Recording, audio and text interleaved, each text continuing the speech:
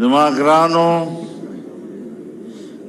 او ډېرو قدرمندو مشرانو ځوانانو او ملګرو،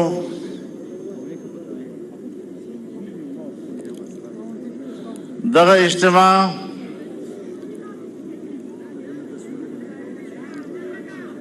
په دیر خاوره باندې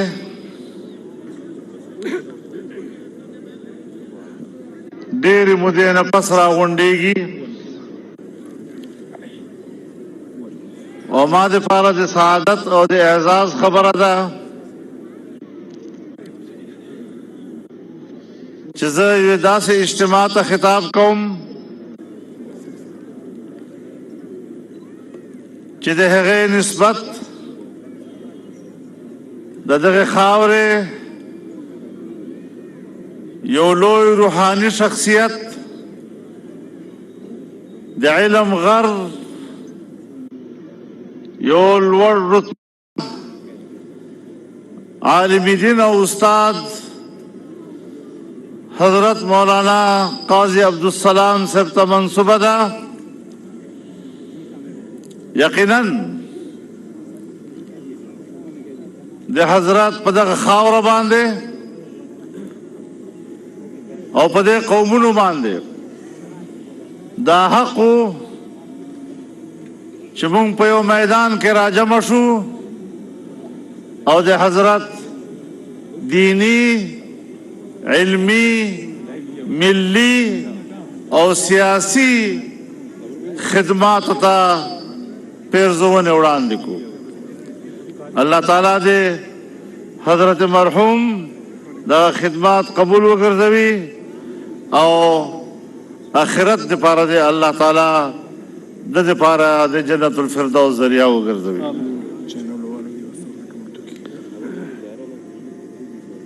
میرے محترم دوستو، جمعیت علماء اسلام کے زیر اہتمام دیر کی سرزمین پر یہ عظیم الشان اجتماع اور اس میں آپ کی یہ عظیم الشان شرکت اس بات کا ثبوت ہے کہ جمعیت علماء اسلام پر یہاں کے عوام کے اعتماد میں اضافہ ہوا ہے. اور اب یہ صرف علماء کی جماعت نہیں بلکہ علماء سے محبت کرنے والوں، دین اسلام سے محبت کرنے والوں، دین اسلام پر فدا والوں کی کا یہ اجتماع ہے. اور اس قوم نے ہم پر اگر اعتماد کیا ہے تو ہمارے لیے اس سے بڑھ کر باعث فخر اور کوئی بات نہیں ہو سکتی. اس لحاظ سے میں آپ کا شکر گزار ہوں. میرے محترم دوستو، علماء کرام کی جدوجہد اور ان کی محنتوں کے نتیجے میں پاکستان آئینی طور پر ایک اسلامی جمہوریہ ہے اور ہمارا آئین اس بات کو واضح کرتا ہے کہ حاکمیت اللہ رب العالمین کی ہے. ہمارا آئین واضح کرتا ہے کہ اسلام پاکستان کا مملکتی مذہب ہے. ہمارا آئین واضح کرتا ہے کہ قانون سازی قرآن و سنت کے تابع ہوگی. ہمارا آئین واضح کرتا ہے کہ قرآن و سنت کے خلاف قانون سازی نہیں ہوگی. تو پھر اگر آئین واضح ہے تو پھر کمی کس چیز کی ہے؟ کمی ہے عمل درآمد کی. کہ ہمارے ایوانوں میں وہ لوگ جاتے ہیں اور ہمارے ایوان ایسے لوگوں سے بھر دیے جاتے ہیں کہ جنہیں اسلام اور قرآن و سنت سے کوئی دلچسپی نہیں ہوا کرتی۔ ہم علی وجہ البصیرت کہتے ہیں کہ ہمیں اگر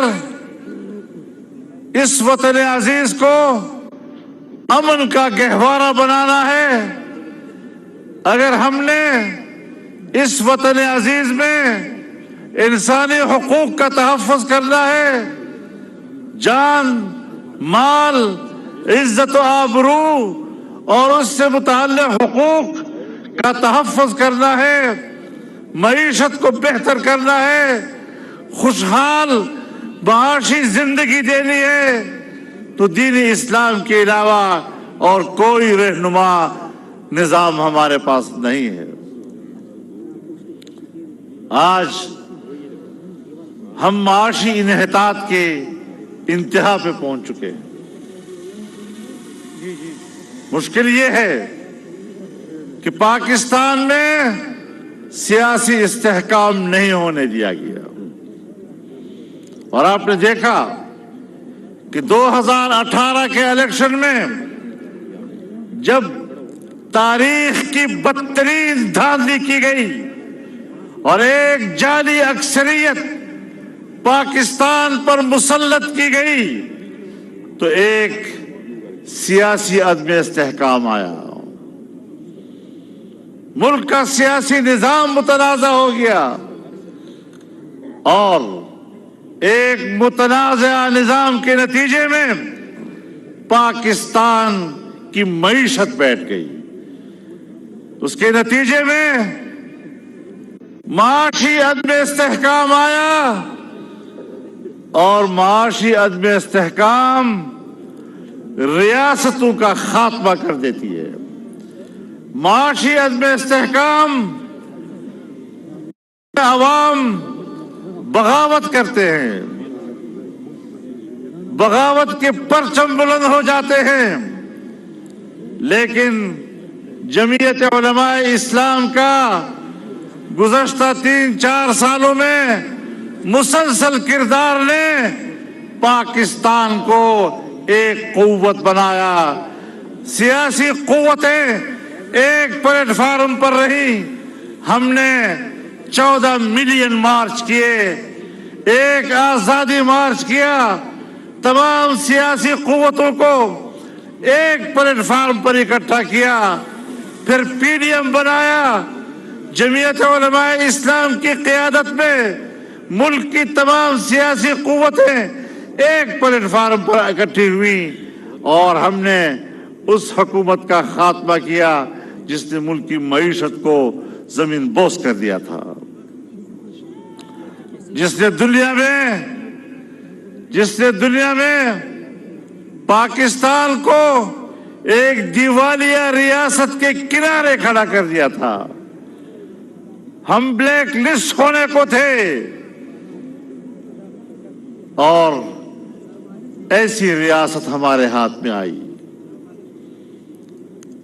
ایک ڈوبتی ہوئی کشتی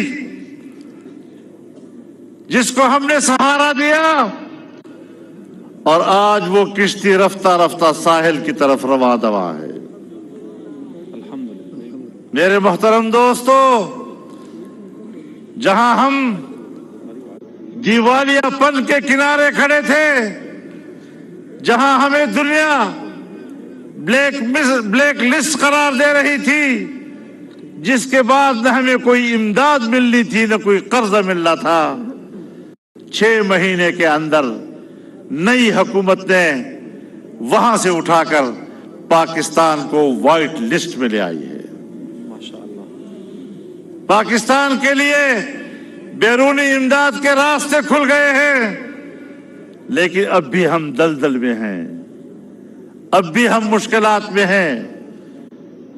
ہم نے پہلی مرتبہ پاکستان کی تاریخ میں اپنی حکومت سے یہ منوایا کہ وفاقی شرعی عدالت نے سودی نظام کے خاتمے اور سود سے پاک معیشت کو ملک میں نافذ کرنے کے لیے جو فیصلہ دیا ہے، اس پر عمل درآمد کیا جائے گا۔ اسٹیٹ بینک آف پاکستان اور نیشنل بینک آف پاکستان جو سرکار کے کنٹرول میں ہوتے ہیں، اور انہوں نے نظر ثانی کے لیے اپیلیں دائر کی تھی، لیکن حکومت نے فیصلہ کر لیا ہے کہ وہ اپیلیں واپس لے لی جائیں گی۔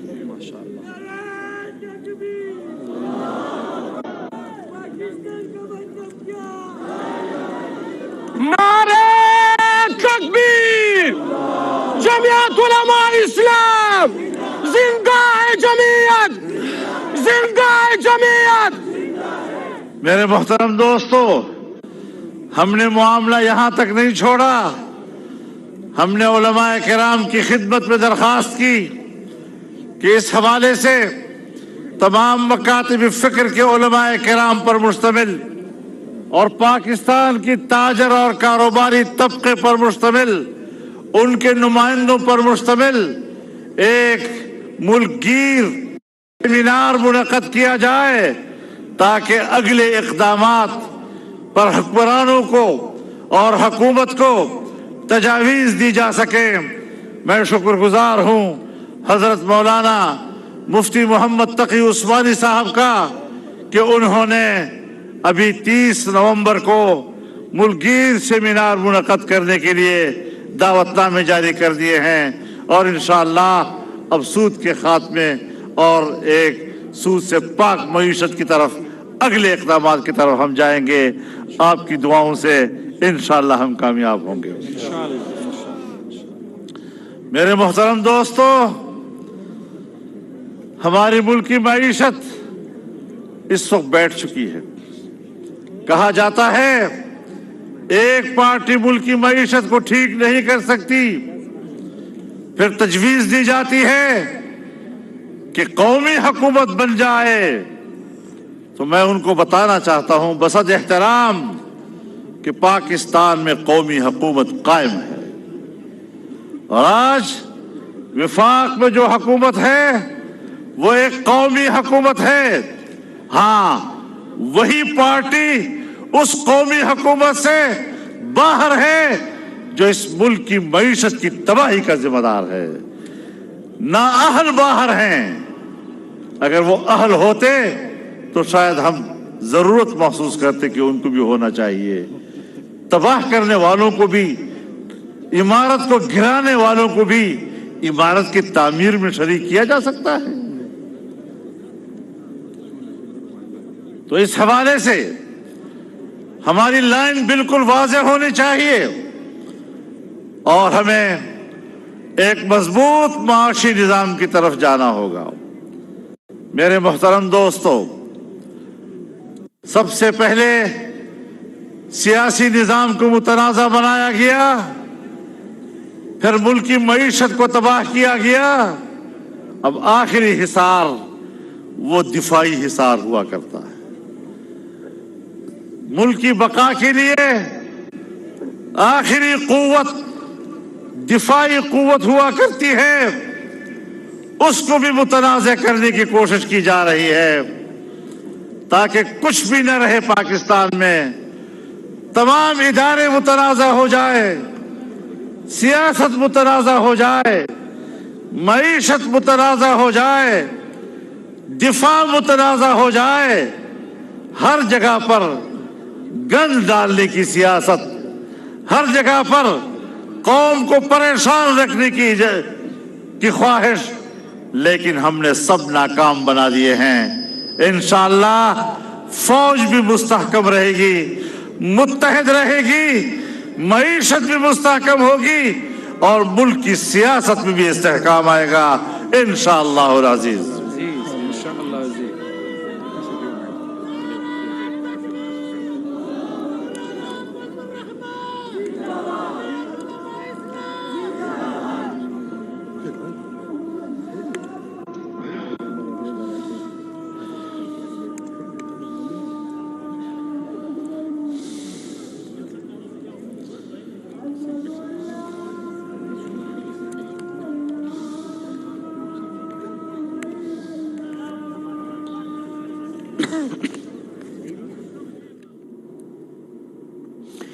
ملک سے جلد ہی سعودی نظام کا خاتمہ ہوگا. کچھ عناصر